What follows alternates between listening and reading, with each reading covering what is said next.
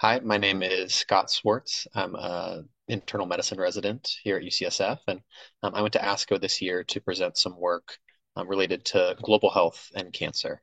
Specifically, we were looking at the most prominent guidelines for cancer care in sub-Saharan Africa, called the NCCN Harmonized Guidelines for Sub-Saharan Africa. And we basically did an analysis of the studies that informed the generation of those guidelines. So we looked at those NCCN guidelines meant to guide oncologists in sub-Saharan Africa and looked deeper at those studies that the guidelines base their recommendations on to find, where were these studies done? Who were the study subjects? And basically, are these studies representative of sub-Saharan Africa?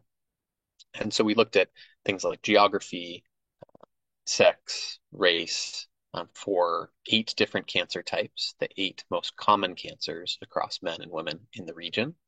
And in short, found that the large majority of studies that inform those guidelines for cancer care in sub-Saharan Africa um, were performed outside of sub-Saharan Africa in high-income countries. And also found that a pretty small minority of the participants in these studies were Black when we looked at race and ethnicity.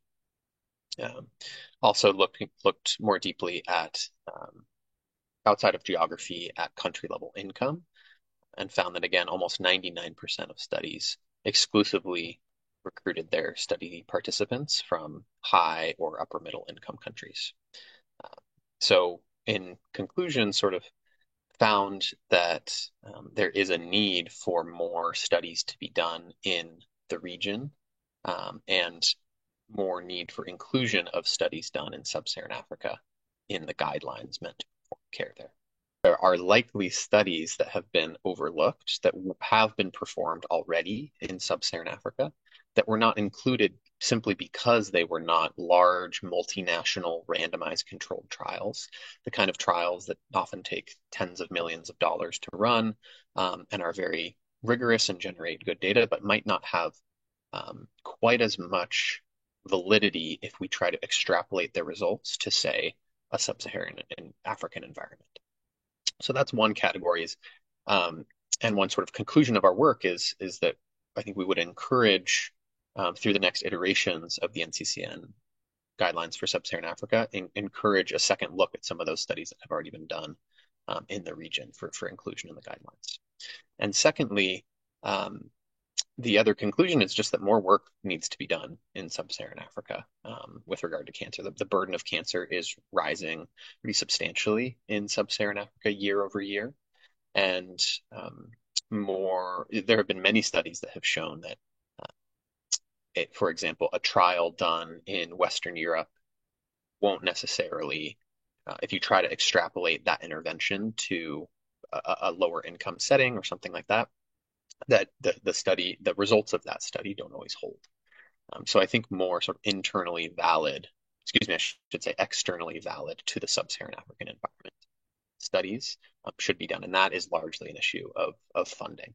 We are working on, there's some work going on with UCSF now. I've done some great work with my mentors, specifically Jeff Buckle, doing work on esophageal cancer in Tanzania, working with Catherine Van Loon, Rebecca DeBoer. There is work ongoing. However, I think the pot of funding is not as robust as it might have been a couple of years ago.